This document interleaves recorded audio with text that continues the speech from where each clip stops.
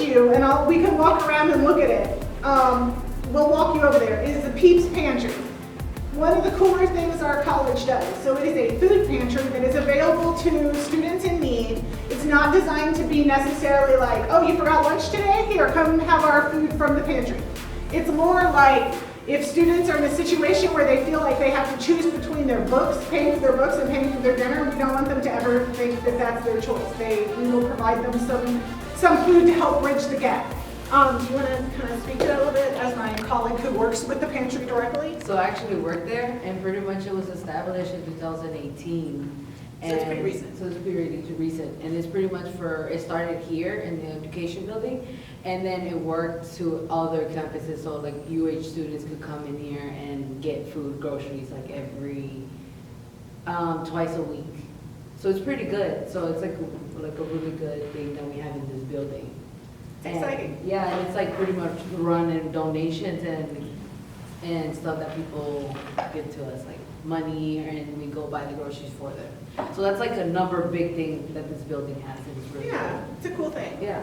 There's also toiletries. We also offer a few little, like, Soaps and things that people will need that are household items. So that's kind of a cool thing. It's also on this floor. Yes, sir. Do you guys have like personal hygiene products? Yes. So when I was like toiletries, yeah, there's some personal hygiene products in there as well. Yes. Do I have to be a member of the College of Education? No. These are great questions. You just need to be a UH student. Okay.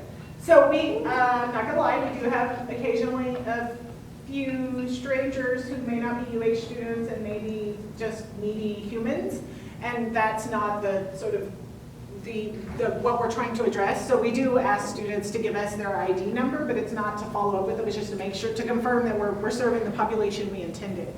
What you got, sir? Is it any UH students, or is there like a form you have to fill out to like be able to get? Oh, well, new students have to fill out a form, but it's just like basic information, so we will know like who's coming in here, but we won't use it for anything. But you just need to provide your UH ID. As long as you're a student, you could go in there and get food if you need it. And you don't have to be College of Education, you just have to be one of the, whatever we have, 42,000 students that we have at UH, yes. Do you have to like prove your need or anything like No. that? You just bring your ID, and you're gonna fill out that form as a new student. We're gonna put your information, and then every time you come, we're just gonna take how much you take, like we'll weigh what you take, and that's pretty much it. Yeah, I mean, we believe people, but we do make them prove that they're students, just so that have some control over the process. What were we gonna say, sir? So it's all 100% free? It's 100% free. Okay. It's not steak dinners. It's a lot of like soup, rice and beans and yeah. soup and ramen and the kinds of things that'll keep you alive. We try to get some healthy food. We've met the needs of people who need special diets, like we have halal and vegetarian options if that's your situation.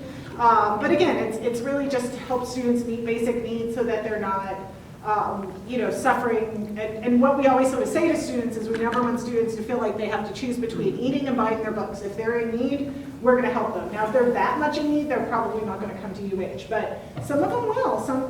We've got homeless students. We've got students who are barely making it and they don't want to drop out, and we want to support them. So in terms of what else our college does, we have 3 majors, teaching and learning. So those are mostly heck yeah. Rachel? Yeah, our future teachers. We also have some people who are going to be minors who are like if you want to be an English teacher, math teacher, history, Spanish, any of those kinds of secondary levels, like if you're going to teach high school, then you're probably going to major somewhere else and minor with us.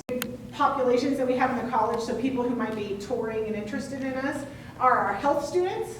Health students. Health. So a lot of that will be people who are interested in pre-med, people interested in pre-nursing, people are interested in health administration, just want to help people, want to work in a nonprofit, they want to be an American Cancer Society, that kind of stuff. So if you're like, oh, but they don't want to be a teacher, why should they be here in College of Ed? Yeah, we do a lot of things that aren't teaching. We're actually looking at changing our college name, don't tell anyone. But if we do, it'll probably have a lot more words in it and include things like health and human services, because that's what else we do. So we have a health program, teaching program, and then we also have what we call Human Development and Family Studies, which is a very long name. But it's basically what it sounds like, and it's for a lot of people, the shorthand answer is like, if you want to work with families and children, but you don't actually want to work in the schools, like you want to be a social worker, you want to be a counselor, you want to work with early childhood interventions and low-income families and help people make sure that that their kids are on level before they start elementary school, or you want to start a nonprofit organization teaching special needs kids how to dance. That's HDFS. So it's sort of everything to do with sort of nurturing and human development and psychology, but not necessarily teaching. Does that make sense?